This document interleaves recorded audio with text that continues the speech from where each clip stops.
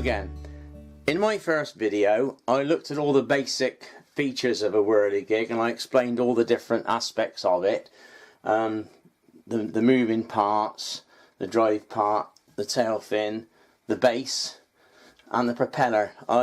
In video 2 we covered the propeller, so I won't say any more about that. So in this video what I'm going to concentrate on mostly is the sail or tail piece here, or rudder if you want to call it that, and the actual base part along here that the whirligig sits on, the main part. This one from a blacksmith, he's about 24 inches long, but it varies according to how many objects you've got on there and how short or long they are or whatever, or the design of the whirligig. But what I'll do, I'll take this one down now and then we'll go down on the bench and I'll show you the various baseboards and fans and how they fit together.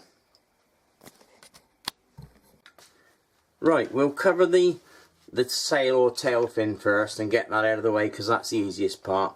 For this blacksmith's video, you can see I've got a representation of a horse. It doesn't perhaps look much like a horse, but from a distance it's okay, and he stood behind a fence.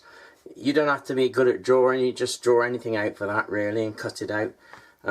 If you want a simpler thing, you don't have to have a figure at all. You could make something like that, which is just a representation of a bush or something like that. Anything will do. It could be just a square shape or a round shape. It's just acts as a tail on the whirligig to keep it in the right direction for the wind. So that's another one I've done. You could have this is the tree what I used on the woodpecker. Again, most of the work is in the painting. You don't have to be an expert cutter outer of anything. It's just a basic shape. You could do it with a little hand saw, or even a jigsaw, electric jigsaw, anything really. But as I say, it doesn't have to be a fancy shape. You can just have a square piece or whatever you like on there.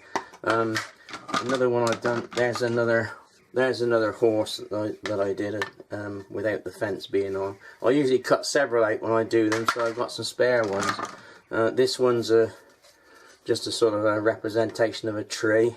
Again, it doesn't look much like a tree, but when it's going round it's okay. This one is another tree I cut out. This time I made some cutouts for the fencing, but again you don't need it because on this one I've just painted black where the cutout should be, so that saves time. This one is my farmer, which I put on the Shaun the Sheep whirligig. It is more complicated to cut out because I've done these again. You don't need, you could just paint it. If you just do the basic outline you can actually paint him on. This is just painted on with acrylic paints and some yacht varnish on top. I'm not very good at painting, but again I just fiddle around with it, and when it's out there you don't really notice anyway. It just looks okay, I suppose. As to fitting them on the whirligig, what I normally do, I just make a slot. Here's one over here. This is one method of fixing them. I just cut a slot in there, and then the tail fin just fits in the back like this. This one's obviously not the right size for it, but you just slot it in and you can glue it in with some no more nails or something, as long as it's sort of not affected by moisture. That will do. It's best to seal it up. I sometimes drill some little holes down through so that if any water does get in, it'll just drain out the bottom of the whirligig base plate, but again you don't have to do that. If you're absolutely desperate and you can't cut a slot, you don't need to. You could just actually screw it onto the side of the thing like that and it will still do the same job. The other method I use for putting them on is, I'll just get this one out of the way so we finish that for the moment. This is my bodged up police van that I used on the German Shepherd whirligig, and all I've done now, I've cut the basic shape out. It's nothing complicated. There's the basic shape. It doesn't look anything much, but it works in the painting. What I've done with that, I've fitted it on a little base here, just a little bit of wood, and I've screwed it on underneath and put a little piece of copper pipe under there to support it, and then I simply fit it on the top of the whirligig and then just screw it in. The advantage of that is you can move it about for the correct balance. Wherever you want to put it, you can put it right at the end like that, or you can bring it down here somewhere. So basically that's all there is for the tail fins. So now what we'll do, we'll go over to the actual base port for it, the base of the whirligig. I'll just get these out of the way. Now when you're doing the base, again it's trial and error. what I do usually, I start off with just a piece of wood like this, because I don't actually have it all planned out. I just get it on the bench and fiddle around and then decide what I'm going to do. I have a rough idea, and then I'm not sure about the length and that until I've cut the figures out and worked out all the fittings and that. So generally speaking, I start with a piece that isn't quite fat enough in my opinion. I think it needs to be about 1 inch or 25mm. That's what I normally have, like this one here. This is already one I refurbished from a previous whirligig, and there's a blank one all ready to go with some acrylic undercoat on ready. So basically you start off with a shape like that. All you need to do, and again you don't have to do this, is just cut a little fancy bit on the front, and I usually round the back corner off as well, and that's a basic shape. The next job then I try and do, if I can, is find somewhere fitting it on a pole temporary, so I can put it in the vise and work on it while it's up out of the way, and you can test it out, because most of it's trial and error. You know, I put the various parts on and then fiddle around with it until I get it right, because it's not an exact science unless you work from if you've made one, obviously you can copy it and it's fairly easy, but when you're experimenting it's not so easy. I just go to this. This is that's another type of tail fin, by the way. It's just a little fence, and it's a simple thing, some bits of scrap wood nailed together to look like a fence for the horse. This one's one of the easiest ones to do. I've taken the fan off this because it just bobs about. Again, you'll see the figure is represent just 2 little supports, one either side, just screwed on there, and I've used a bit of rod to hold it in the middle. As you go along, you find out things. The first ones, perhaps you get problems with them, and as time goes by you correct it and modify them until you get it just right. I put a little piece of tube inside my figures now to support the rod so it doesn't wear in the wood. I'll show you that later when we do the figures. Then you need somewhere to fit the mechanism on where the rod goes through this support. Now on this one it's just simply a piece of Meccano. I don't know if you can see that. It's a piece of Meccano. I'll just sort of go in a bit and see if you can see better there. That's better. That's just a bit of Meccano screwed on there. Actually it was a straight piece and I bent it to make supports. You don't have to use Meccano. If you haven't got any Meccano, any bit of metal will do. Just cut holes in the end, bend it up and make a little bracket. Or you can buy ready-made right handle brackets from hardware shops. You could use 2 of those, one each end, it doesn't matter. I just happened to have this, so I used it. Again, I'm not going into all the detail of this because that'll be in another video, the drive bit. I'm just showing how it fits onto the baseboard. It's one thing to take into account. I'll just move the camera back out again so you can see what it's difficult trying to do it. Film it and talk and fiddle around at the same time. That's one way of fixing it anyway. There's another way. Let's get that out of the way. Too many things here. Well, the blacksmith one is the same principle basically, it's just on the top. I'm going to have to take this one down and show you this one. I don't know where you can see this because I've still got the fan on. On this one the mechanism is actually under a little covered plate. Again, it's fairly simple, and I will cover this in detail, but instead of having a Meccano bracket or right angle brackets on there, I've actually got it under a piece of wood. It's hidden underneath the platform, which might make it a bit neater. I'll just hold it like that. I don't know whether you can see that there. That's that one. Get that out of the way. Got so many whirligigs around here. You know what I'm talking about. Now this one here, this base is a lot more complex and more fiddly to make, so I wouldn't recommend making one of these to start with unless you've done it several before, because you've got 3 movements on this one. And again, I've used for the main drive part, I've used the open bracket here.